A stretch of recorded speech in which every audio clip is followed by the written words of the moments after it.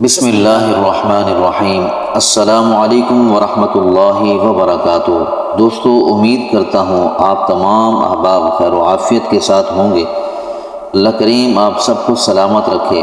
میرے رب نے قرآن پاک میں فرمایا، پارہ نمبر 11 سورۃ التوبہ کی آیت نمبر 119 میں، یا ایھا الذین آمنوا اتقوا اللہ وکونوا مع الصادقین، اے ایمان والو اللہ سے ڈرو اور سچے لوگوں کے ساتھ ہو جاؤ۔ یقیناً سچے لوگ وہی ہوتے ہیں جو اللہ تبارک و تعالیٰ کو راضی کرتے ہیں، اللہ تبارک و تعالیٰ کی عبادت کر کے اس کو راضی رکھنے کی کوشش کرتے ہیں۔ آئیے اسی حوالے سے ایک خوبصورت واقعہ ہم سماعت کرتے ہیں۔ حضرت سیدنا حسن بصری رحمۃ اللہ علیہ فرماتے ہیں، میں ایک متقی اور پرہیزگار شخص کے جنازے میں شریک ہوا۔ اسے بصرہ کے قبرستان میں دفن کیا گیا۔ تدفین کے بعد لوگ اپنے اپنے گھروں کی طرف چلے گئے اور میں قریبی جنگل کی طرف چلا گیا۔ وہاں اللہ تبارک و تعالیٰ کی قدرت میں غور و فکر کرتا رہا۔ ایک جگہ بہت گھنے درخت تھے۔ میں نے جب بغور دیکھا تو ان درختوں کے پیچھے ایک غار نظر آیا۔ میں نے اپنے دل میں کہا، شاید یہ غار ڈاکوؤں اور لٹیروں کی اماج گاہ ہو۔ جب میں اس غار کے قریب گیا تو دیکھا کہ وہاں نورانی چہرے والا ایک حسین و جمیل نوجوان اون کا جبہ پہنے بڑے خشوع اور خضوع کے ساتھ نماز پڑھ رہا تھا۔ میں اس کے قریب جا کر بیٹھ گیا۔ اس نوجوان نے رکوع سجود کے بعد سلام پھیرا اور میری جانب متوجہ ہوا۔ میں نے سلام کیا، اس نے جواب دیا۔ میں نے اس سے پوچھا، اے میرے بھائی، آپ کہاں کے رہنے والے ہیں؟ اس نے کہا، میں ملک شام کا رہائشی ہوں۔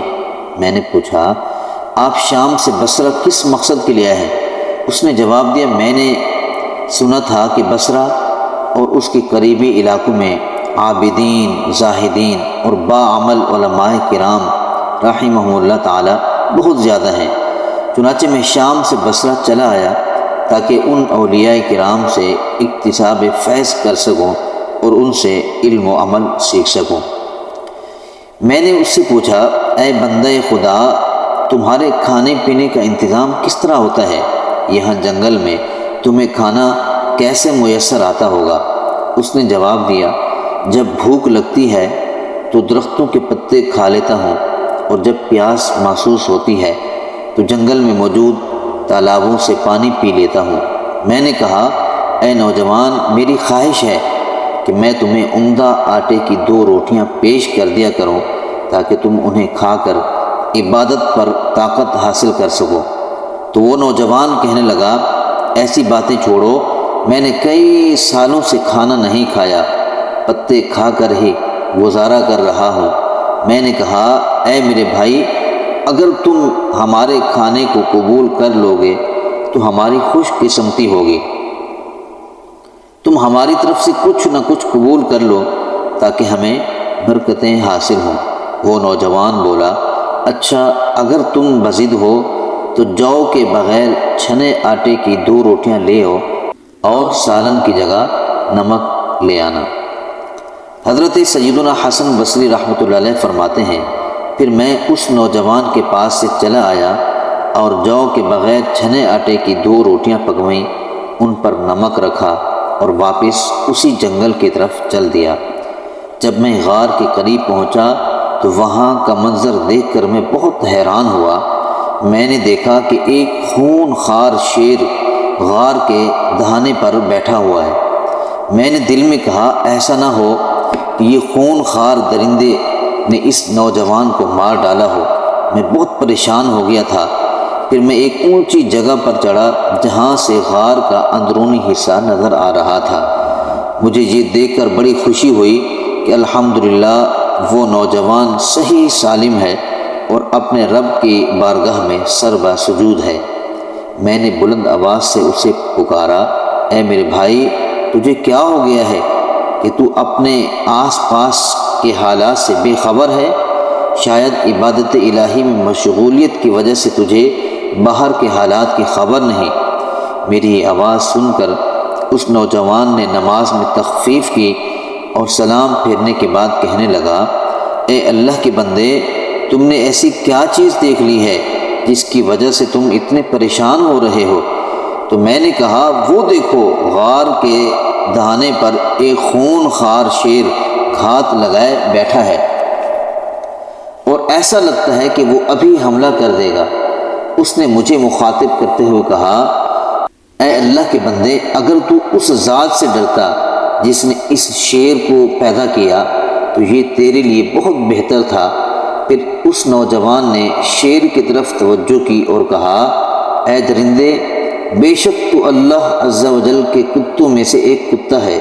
اگر تجھے بارگاہ خداوندی سے حکم ملا ہے کہ تو مجھے کوئی نقصان پہنچائے تو پھر میں تجھے روکنے کی طاقت نہیں رکھتا، اور اگر تجھے اللہ تبارک و تعالی کی طرف سے حکم نہیں ملا تو پھر مجھے تیرا کوئی خوف نہیں۔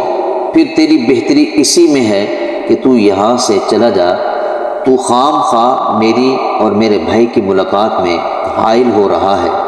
ابھی اس نیک خصلت نوجوان نے اپنی بات مکمل بھی نہ کی تھی کہ وہ شیر دھاڑنے لگا اور دم ہلاتا ہوا وہاں سے اس طرح بھاگا جیسے اسے اپنا کوئی شکار نظر آ گیا ہو۔